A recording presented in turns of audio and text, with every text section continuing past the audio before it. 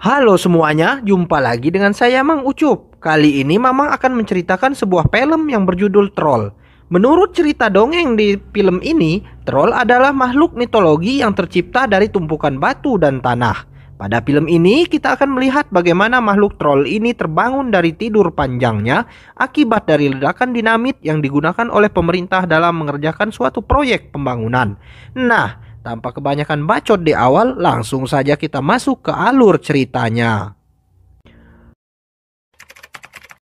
Di sebuah gunung batu Norwegia, terlihat seorang anak perempuan yang bernama Nora sedang mendaki bersama ayahnya.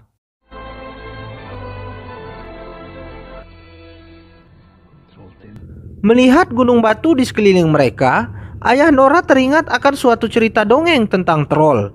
Ia bercerita bahwa dahulu kala ada 13 troll yang sedang berpesta, dan karena mabuk, mereka terlupa akan waktu. Hingga saat matahari bersinar mengenai tubuh mereka, seketika itu tubuh mereka membeku dan mengeras menjadi batu. Nora yang saat itu sudah beranjak remaja berkata bahwa cerita itu hanyalah dongeng yang biasa diceritakan kepada anak-anak. Hingga ayah Nora pun berkata, "Kamu harus mempercayainya agar kamu bisa melihatnya." Kemudian Nora memejamkan matanya, lalu dia melihat dengan seksama, dan seketika itu dia melihat bentuk wajah di pegunungan batu itu.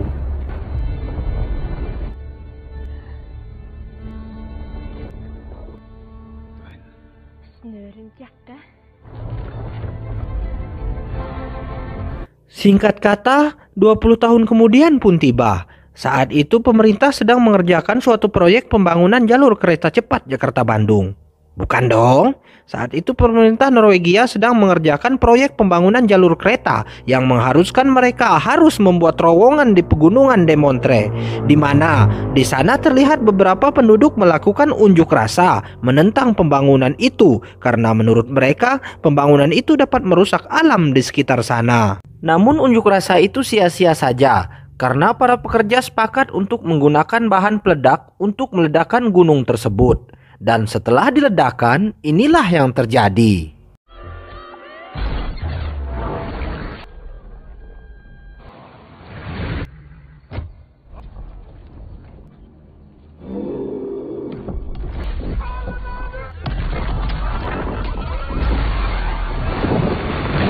Beberapa pesawat militer langsung dikirim untuk memeriksa apa yang sebenarnya terjadi.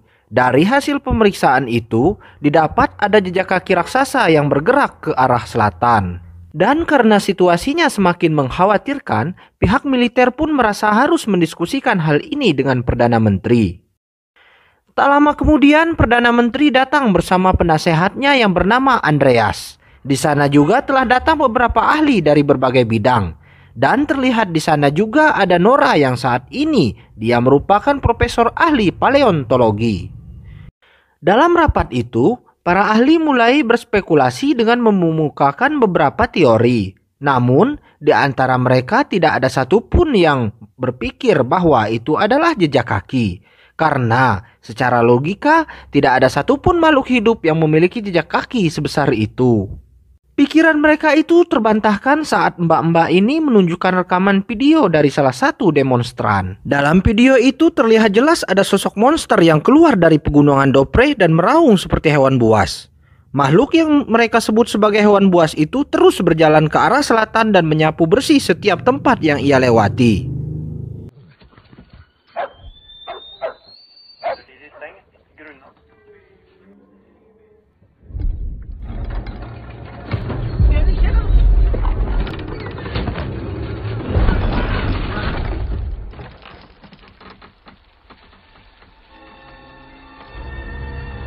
Setelah itu, Nora dan Andreas langsung dikirim ke tempat itu untuk melakukan penyelidikan. Di sana mereka bertemu dengan kapten militer yang bernama Chris. Chris ini menjelaskan bahwa timnya telah mengikuti jejak kaki itu. Dan jejak kaki itu menghilang sekitar 20 km dari lokasi tersebut. Kemudian mereka menginterogasi sepasang suami istri yang rumah mereka terkena dampak dari tragedi itu. Muling? Den hører ikke slikt. Suami istri ini menjelaskan bahwa mereka melihat sesosok raksasa yang merupakan batu berjalan dan mengeluarkan suara raungan sendu seperti sedang kesedihan. Setelah itu Nora memeriksa bekas telapak kaki dari monster itu. Namun sayangnya dia tidak menemukan genetik apapun dari jejak itu. Hal ini membuat Nora teringat akan dongeng troll yang pernah diceritakan oleh ayahnya dahulu. Dan meskipun Nora mencoba untuk tidak mempercayai dongeng itu, namun semua tanda-tanda ini menunjukkan kebenaran dongeng tersebut. Hingga akhirnya Nora beserta Andreas dan Chris menuju ke tempat kediaman ayahnya. Di sini diperlihatkan bahwa kondisi ayahnya Nora ini memprihatinkan.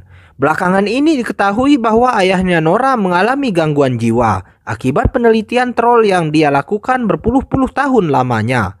Namun, tidak pernah ada satu orang pun yang percaya akan penelitiannya itu. Dan karena itu dia pun diasingkan oleh negara. Kini dengan kemunculan monster batu itu membuat apa yang diteliti oleh ayahnya Nora ini adalah nyata. Dan karena itu akhirnya dia diikut sertakan Perdana Menteri untuk membahas tentang monster itu. Vi med mennesket har foran mentalt suveren. Stemmer det. Prøv. Ikke sant? Ja? Har du rett? Vi må... Sampai saat itu Nora dan kedua rekannya sangat sulit untuk percaya dengan apa yang dibicarakan oleh ayahnya Nora ini. Nora sampai berdebat dengan ayahnya karena hal itu. Dan ketika sedang berdebat itu, tiba-tiba Hei, natur!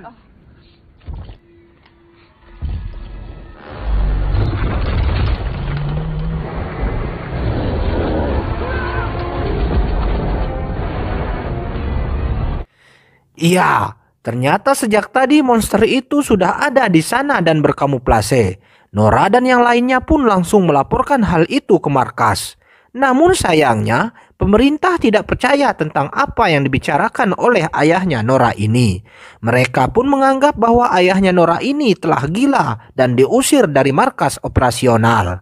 Nora kemudian meminta sedikit waktu untuk membuktikan perkataan ayahnya itu. Namun, Perdana Menteri menolaknya dan menyerahkan keputusan sepenuhnya kepada pihak militer. Nah, mendengar pernyataan itu ayah Nora sangat menyesalkannya. Menurutnya monster troll itu berkeliaran karena sedang kesepian. Karena selama ini dia tertidur di gunung. Namun, ia terbangun karena ledakan yang terjadi di terowongan itu. Dan menurut ayah Nora, apabila pemerintah menggunakan kekerasan, maka alam akan melawan mereka. Mendengar hal itu, si Nora pun mengikuti perkataan sang ayah. Sehingga mereka ikut dalam penyerangan ini. Singkat cerita, penyerangan pun dimulai. Para tentara mulai menembakkan berbagai jenis peluru ke arah troll. Namun hal itu tidak bisa melukai troll sedikit pun. Justru itu membuat dia semakin marah dan menghancurkan apa saja yang ada di hadapannya.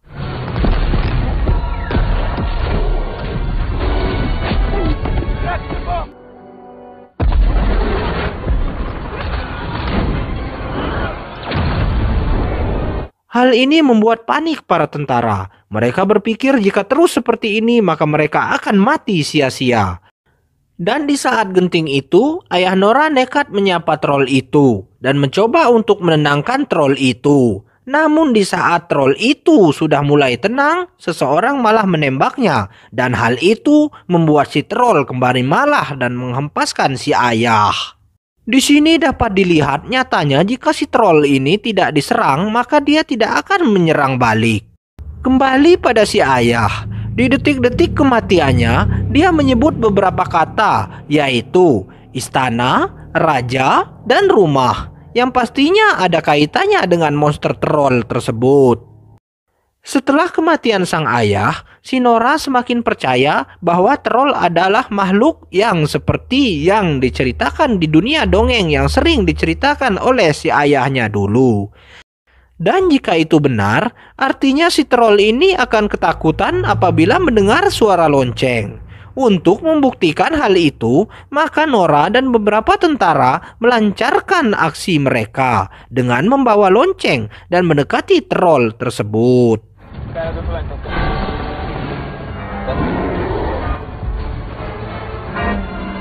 Dan tanpa disangka-sangka, ternyata dugaan mereka benar-benar terjadi. Di sini terlihat bahwa si troll ini kesakitan mendengar suara lonceng itu. Itu artinya cerita dongeng yang diceritakan oleh ayahnya Nora ini adalah kisah nyata.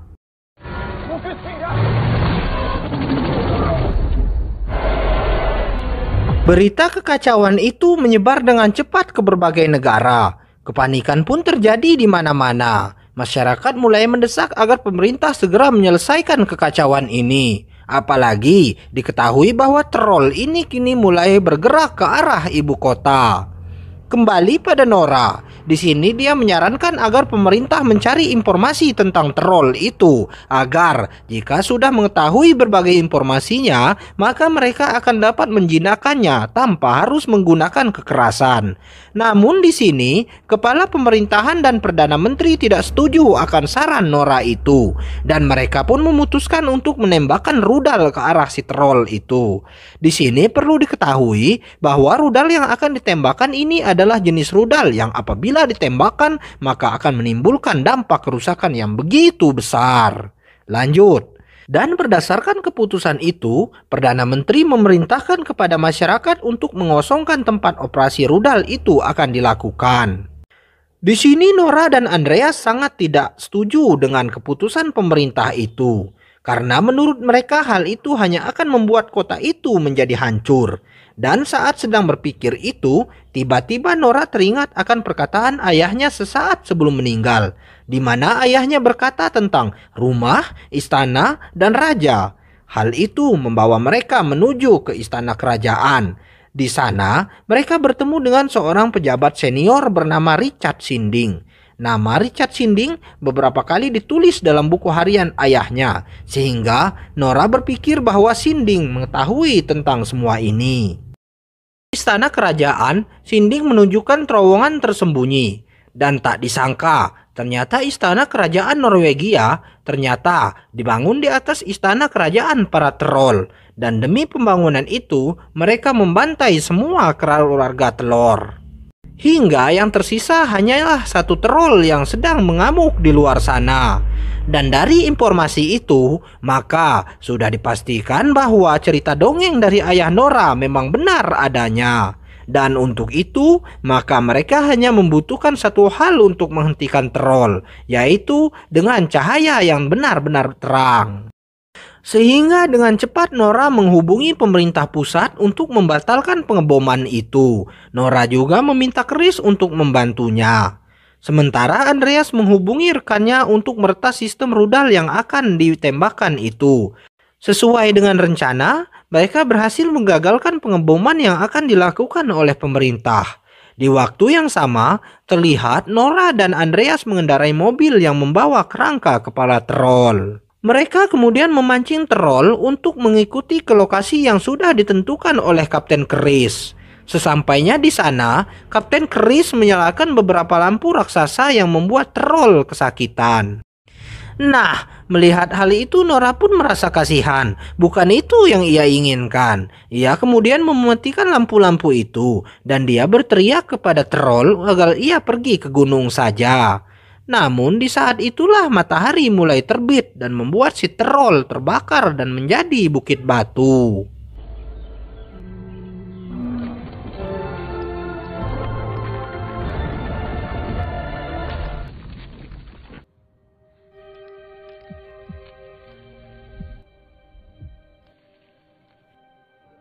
Bukit batu itu kemudian diberi nama Bukit Tobias sesuai dengan nama ayah Nora. Dan kita semua tahu, tanda-tanda film akan tamat adalah apabila para pembesar-pembesar ini sudah berdatangan ke TKP dan membawa para wartawan dan menganggap seolah-olah mereka adalah pahlawan. Hah, telek. Akhirnya film pun tamat.